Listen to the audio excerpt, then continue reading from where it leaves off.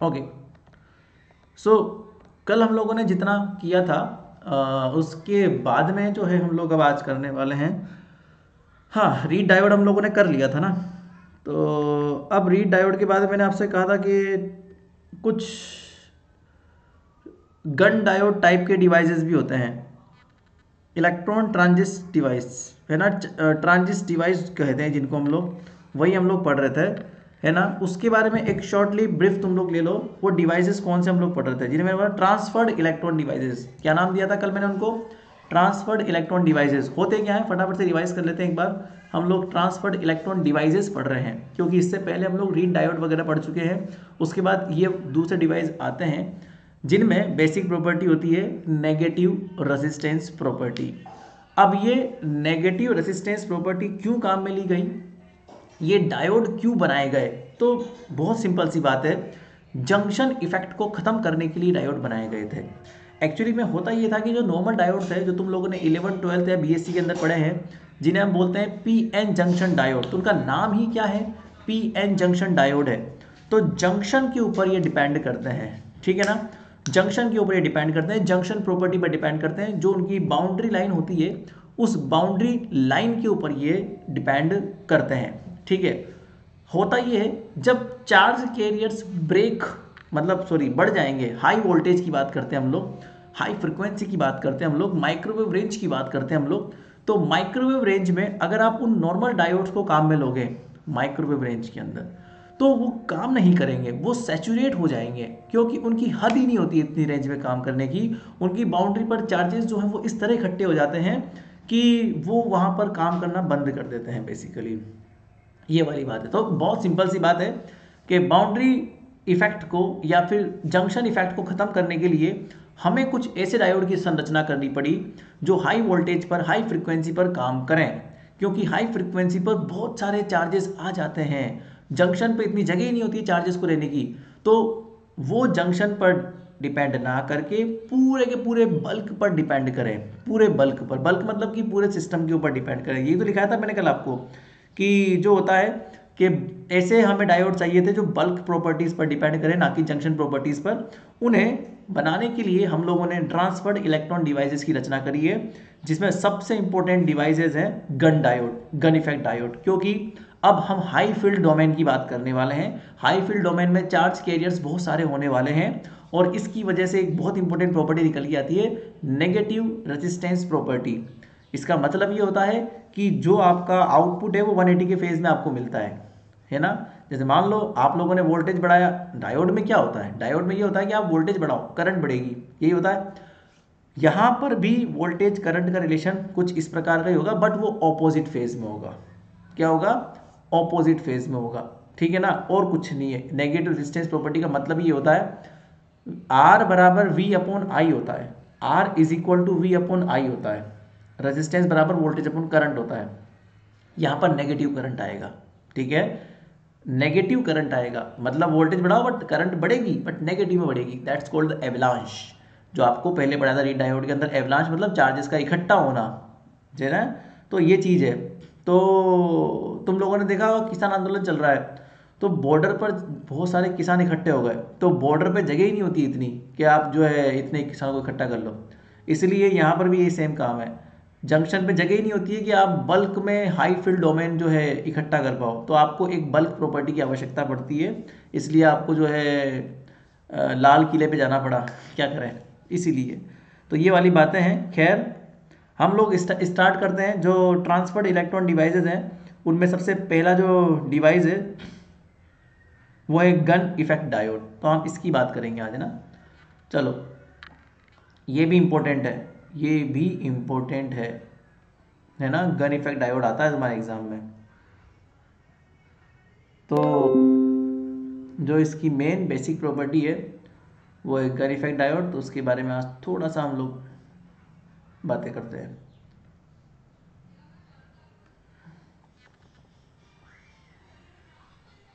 तो ये स्लाइड है तुम्हारी, यहाँ मैं लिखता हूँ gun effect diode. Gun effect diode.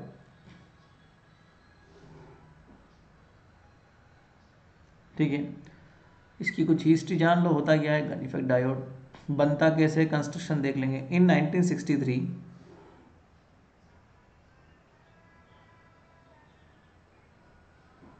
The जेवी gun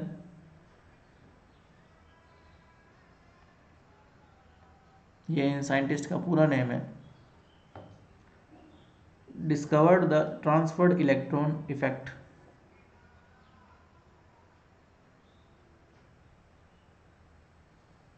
discovered the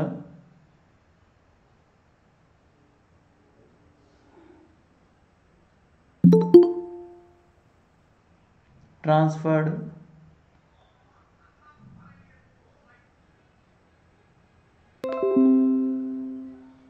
electron effect, which is a periodic fluctuations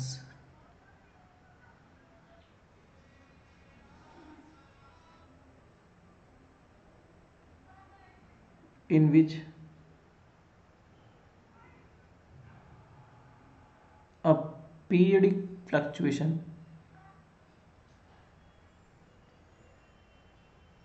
a periodic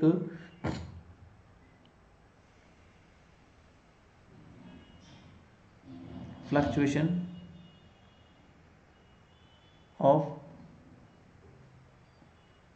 current occurs. तो इसमें क्या होता है, पीरियडिक फ्लक्चुएशन शो होता है करंट का, passing through that N type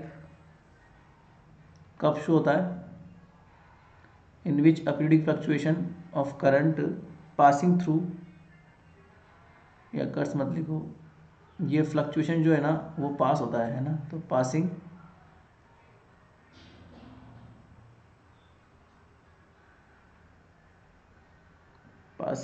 through the N type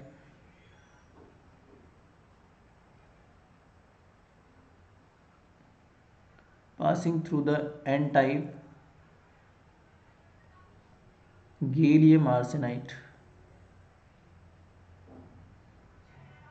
specimen. तो ये हम लोग पीरियोडिक फ्लक्चुएशन जो होता है ना करंट का, उसको गैलियम आर्सेनाइड से पास कराते हैं, gallium arsenide specimen.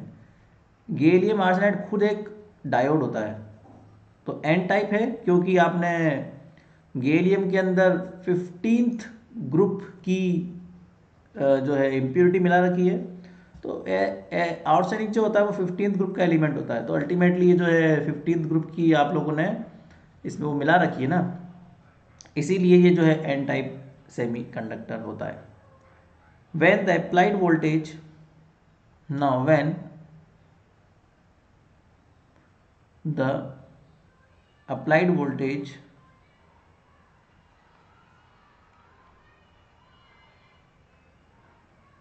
when the applied voltage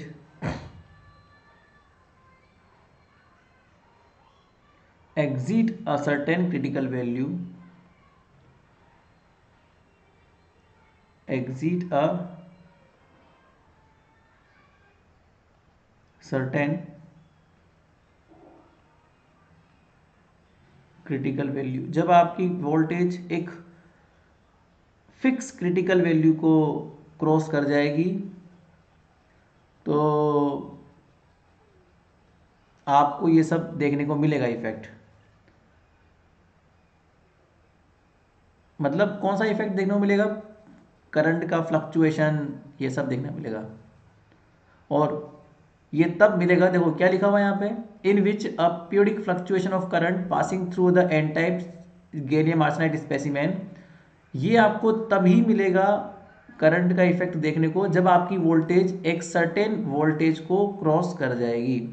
एक सर्टेन क्रिटिकल वैल्यू को क्रॉस करने के बाद में एक करंट में फ्लक्चुएशन है जो आपको बेसिकली पास होता हुआ दिखाई देगा गैलियम आर्सेनाइड क्रिस्टल में से। ये सब चीज़ें आपको शो होगी, मतलब गैलियम आर्सेनाइड क्रिस्टल से ये पास होता हुआ आपको शो होगा, अल्टीमेटली ये होता है। ठीक है ना। आगे देखते हैं इसमें ना। आगे बात इतनी सी है केवल कि जैसे मान लो ये स्पेसिमेन में आपको बना दूँ, एक डायग्राम बनाता हूँ मैं आपको, वो डायग्राम आप लोग शो देख सकते हैं, मतलब कैसे बनेगा वो डायग्राम, लाइक दिस। तो ये मेरे पास गन डायोड का एक सिंपल सा ब्लॉक स्ट्रक्चर है।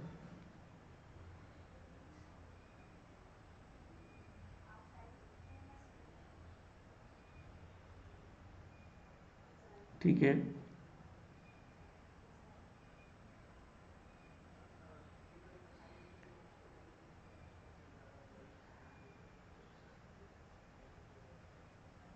है ना।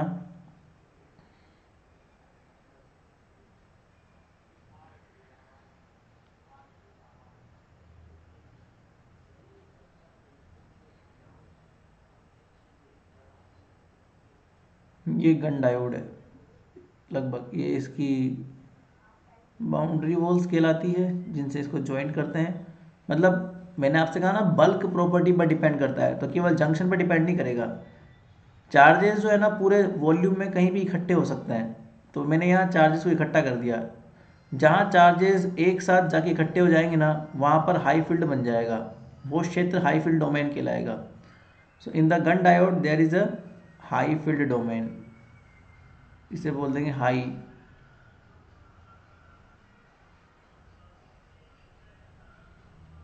फील्ड डोमेन, है ना। ये यहाँ पर बीच में ना एक एनोड लगा सा होता है, इसको सेटल करने के लिए यहाँ एक सिंपल ब्लॉक स्ट्रक्चर है ये। तो ये यहाँ पर एक एनोड भी होता है, ठीक है। 75 माइक्रोमीटर की इसकी लेंथ होती है, ठीक है ना। और जो विड्थ होती है ना,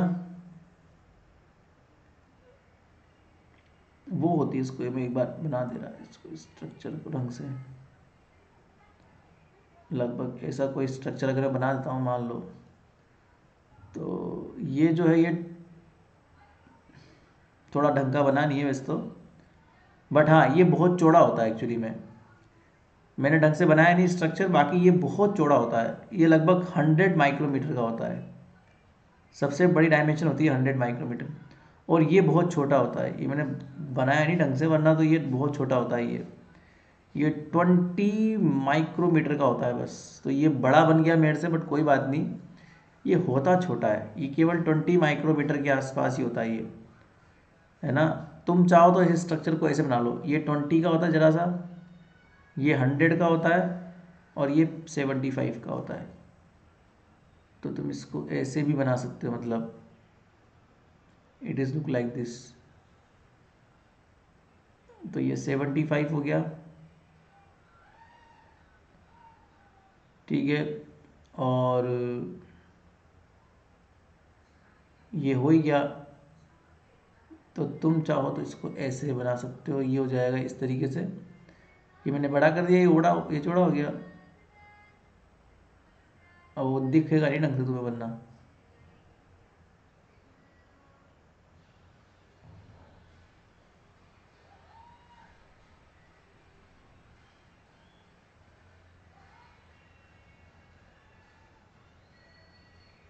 चलो एनीवे तुम लोग समझ जाना, मतलब कहने का ये है, ऐसा स्ट्रक्चर है ये। तो ये 100 का है, और यहाँ पर लगा होता है कैथोड। कैथोड मतलब जहाँ से इलेक्ट्रॉन बाहर आते हैं, जिस कैथोड, एक तरफ एनोड होता है, एक तरफ cathode. Just hold down.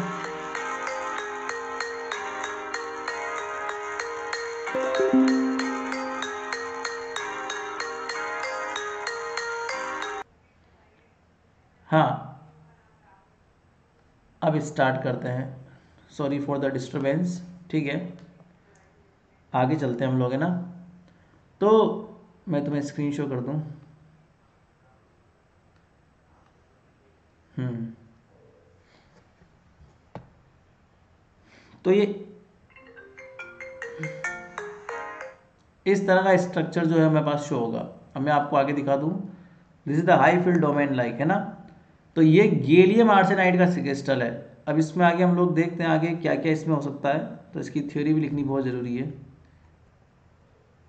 So a diagram of a uniform, this is a diagram of uniform N type gallium arsenide, N type gallium arsenide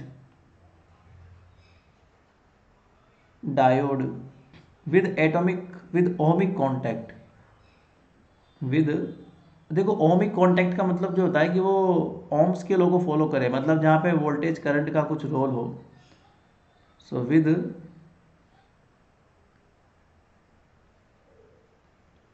ohmic contact, with ohmic contact at the end surface, ये जैसे लगाया ना मैंने anode और cathode, तो ये ohmic contact कहलाते हैं। Ohmic contact at the end, ohmic contact at the end surface, and surface as shown, and surface as shown above some critical voltage, above some critical voltage corresponding to an electric field, corresponding to an electric field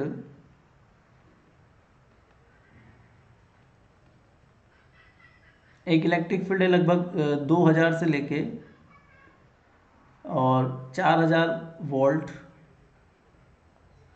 पर metre का, इसके corresponding जो आपका voltage लगाओगे ना आप, वो voltage कितना होगा 2000 से लेके 4000 वोल्टेज, 2000 टू 4000 वोल्ट के आसपास का अगर तुम वोल्टेज लगाते हो, और इसके ये बहुत ज़्यादा वोल्टेज है बेटा, ये बहुत ज़्यादा वोल्टेज है। इस वोल्टेज पे हाई फील्ड जनरेट होता है और नॉर्मल डायोड तो काम ही नहीं करता है। तो इस वोल्टेज से जैसे आप आगे बढ़ाओगे तो फ्लक्चुएशंस आने लग जाएंगे। द करंट इन एवरीवेयर, इससे आगे करते ही the current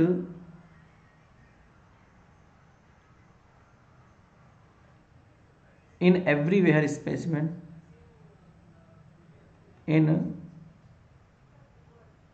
every specimen, every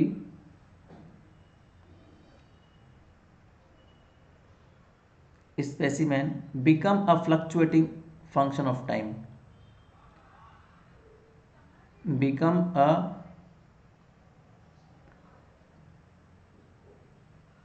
fluctuating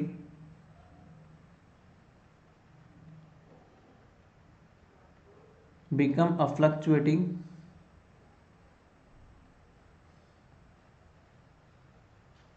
function of time. तो ये टाइम के रेस्पेक्ट में करंट तुम्हारी फड़फड़ाएगी। फ्लक्चुएट का मतलब होता है फड़फड़ाना, तो वो ऊपर नीचे होगी इसके बाद वोल्टेज करते ही, ठीक है।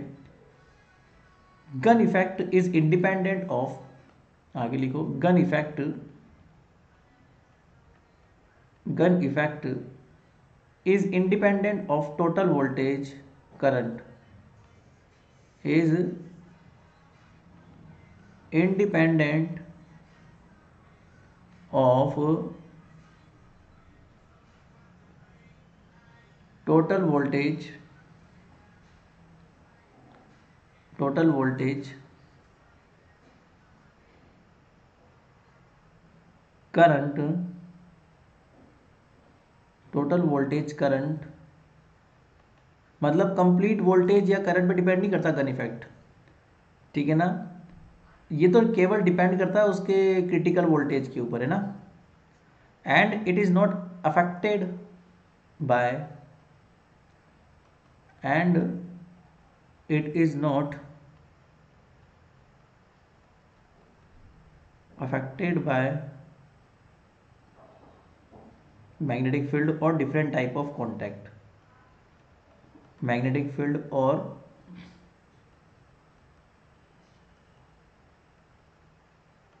डिफरेंट टाइप ऑफ कॉन्टैक्ट, इससे कोई फर्क नहीं पड़ता मैग्नेटिक फील्ड कितना है, कॉन्टैक्ट कैसा है, उससे कोई फर्क नहीं पड़ता गन इफेक्ट को, है ना। The electric field in volt per centimetre, अच्छा ये सॉरी ये सेंटीमीटर में था, I am sorry, this is the centimetre, है ना। The electric field in volt per centimetre, the electric field in volt per centimeter determine the presence or absence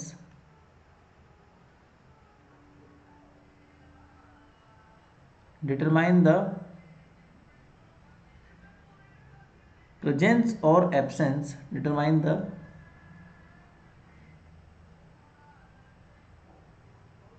presence or absence of oscillation of oscillations, तो ये इसको determine करता है ना। इसकी threshold value मतलब जो कम से कम वैल्यू होती है ना जिसके बाद फ्लक्चुएशन स्टार्ट होंगे उसकी एक फिक्स वैल्यू होती है। The threshold value of electric field is the threshold value of electric field, electric field की एक थ्रेशोल्ड वैल्यू होती है is 3.3 kilowatt per centimetre, is 3.3 kilowatt per centimetre. So it occurs in N type material, तो ये कब होता है, मान लो it occurs in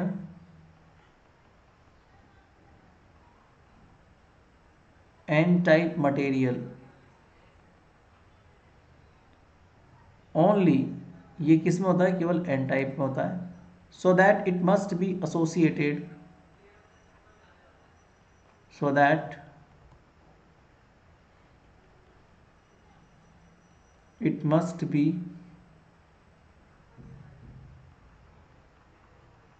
associated with electron, with electron rather than holes, तो ये इलेक्ट्रॉन के ऊपर डिपेंड करता है, होल्स के ऊपर डिपेंड नहीं करता। So the bunch of electron called domain is formed, तो ये बहुत हाई फील्ड डोमेन बने ना, हाई फील्ड मतलब क्या होता है, bunch of the electron. So the bunch of electron ये होता है जिसे हम क्या बोलते हैं, कॉल्ड डोमेन, तो इसमें डोमेन बन जाते हैं, है ना, कॉल्ड डोमेन इज फॉर्म, तो ये बन जाते हैं वहाँ पे इज फॉर्म। तो ये हमारा सिद्धांत है गन डायोड का। गन डायोड क्या होता है, गन डायोड में कैसे काम करता है। अब ये हाई फील्ड डोमेन बन गया ना, बस इस हाई फील्ड डोमेन के बनते ही अब तुम्हें नेगेटिव रेसिस्टेंस शो होने लग जाएगा, इस हाई फील्ड डोमेन के बनते ही। अब इसके लिए एक मॉडल दिया गया था जिसे बोलते हैं टू वैली मॉडल, इसको समझाने के लिए, हाई फील्ड डोमेन वगैरह वगैरह को समझाने के लिए, या फिर ट्रांसफर्ड इलेक्ट्रॉन डिवाइस में किस तरह का प्रॉब्लम काम करता है, इन सब को एक्सप्लेन करने के लिए एक मॉडल दिया गया था टू वैली मॉडल। ये इस साल के लिए बहुत इंपॉर्टेंट है, जो तुम्हारे एग्जाम में आ सकता है, टू वैली मॉडल। हालांकि इसको मैं पढ़ाऊंगा कल डिटेल में, कल तो तुम्हारा संडे है, सॉरी परसों पढ़ाऊंगा, ठीक है ना। अभी तो तुम लोग ये गन इफेक्ट डायोड इसको एक बार रिवाइज करो, फिर टू वैली मॉडल हम लोग पढ़ते हैं मंडे को, मतलब 1 ऑफ द फैब को। तो ये 1 ऑफ द फैब से लेके मतलब इस वीक में इस यूनिट ख़त्म कर दूंगा मैं, 6 ऑफ द फैब के बीच बीच में, 1 ऑफ फैब से 6 ऑफ फैब में ये यूनिट तुम्हारी कंप्लीट हो जाएगी, है ना। फिर इसके बाद में अगले यूनिट स्टार्ट करेंगे नेक्स्ट वीक से। तो टू वैली मॉडल वगैरह वगैरह हम लोग अब पढ़ेंगे नेक्स्ट क्लास में।